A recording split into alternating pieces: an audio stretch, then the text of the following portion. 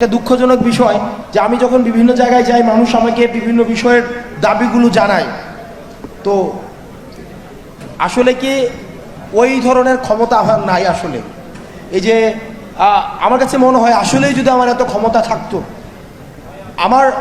আমার রেসপন্সিবিলিটি আছে কিন্তু আমার কোনো অথরিটি নাই। এই জুলাই গণঅভ্যুত্থানের পরে মানে এটা খুবই কষ্টের একটা বিষয়, রেসপন্সিবিলিটি উইদাউট অথরিটি। আজকে দেখেন কোনো একটা কাজ, কোনো একটা আন্দোলন হচ্ছে, সেখানে গিয়ে আমি কিছু করে দিতে পারছি না। যদি যাই তাহলে বলা হয় কোন কারণে আপনি এখানে আসছেন, আপনি এখানে আসবেন কেন, আসবে উপদেষ্টারা। আবার যদি না যাই তাহলে আপনি আসলেন না কেন। মানে এটা হচ্ছে এক ধরনের মানে এটা একটা খুব পেইনফুল একটা বিষয়। আপনার রেসপন্সিবিলিটি থাকে কিন্তু অথরিটি থাকে না।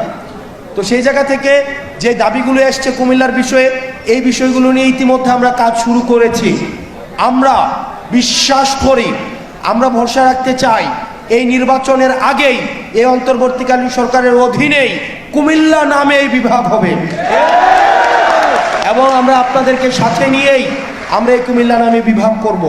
দ্বিতীয়ত যে ইনফ্রাস্ট্রাকচারাল যে বিষয়গুলো রয়েছে, এয়ারপোর্টের কথা, ইপিজেটের কথা, কর্মসংস্থানের কথা, এই বিষয়গুলো এগুলো হচ্ছে ডুয়েবল, এগুলো হচ্ছে প্র্যাগম্যাটিক দাবি এবং এই বিষয়গুলো হচ্ছে পর্যালোচনার মধ্যে রয়েছে। আমরা আশা করি এগুলো হচ্ছে ধাপে ধাপে হয়ে যাবে। দিন শেষে আমাদের কুমিল্লা মাথায় রাখতে হবে, কোনো কারণে যদি আওয়ামী লীগ ফেরত আসে, কুমিল্লাকে একটা আলাদা স্টেট বানাই দিয়ে আমাদেরকে আলাদা করে দিবে।